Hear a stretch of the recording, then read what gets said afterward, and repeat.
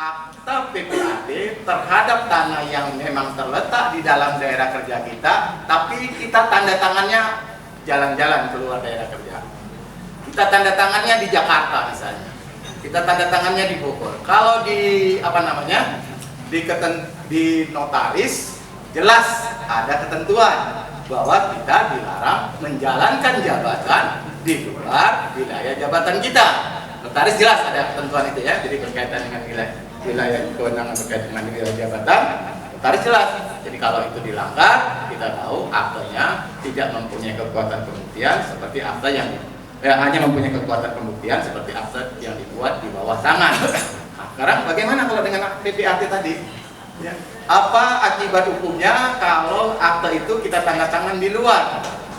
Ya, ya saya coba mencari ketentuan yang mengatur hal tersebut, ternyata nggak ketemu, hanya ketemu di pasal yang berkaitan dengan masalah pemberhentian dengan tidak hormat.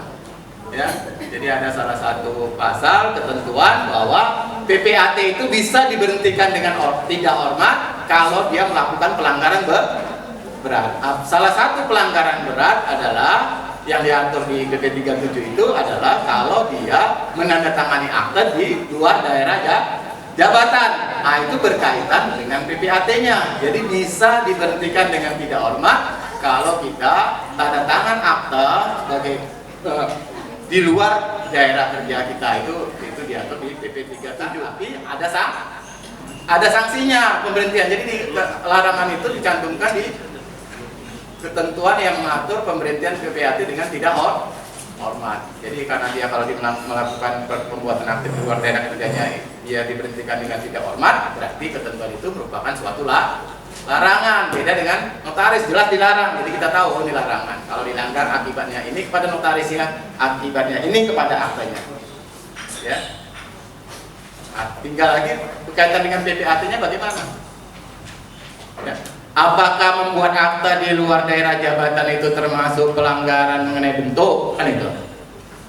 Ya. Kalau pelanggaran mengenai bentuk, saya rasa tidak demikian ya. Kalau tidak bentuk kan berkaitan dengan formalitas segala macam ya. Jadi tidak termasuk apa yang ditentukan dalam pasal 1869. Apakah pelanggaran itu merupakan pelanggaran kewenangan?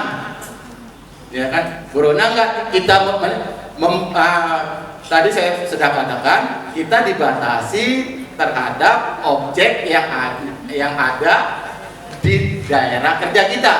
Tapi kita tidak dibatasi tempat di mana kita menandatangani akte. Gitu kan? Jadi berkaitan dengan ini, kalau ada permasalahan ya kita yang harus pintar bagaimana caranya. Ya, apalagi di dalam akta PPAT kan tidak disebutkan di mana kita menandatangani akte.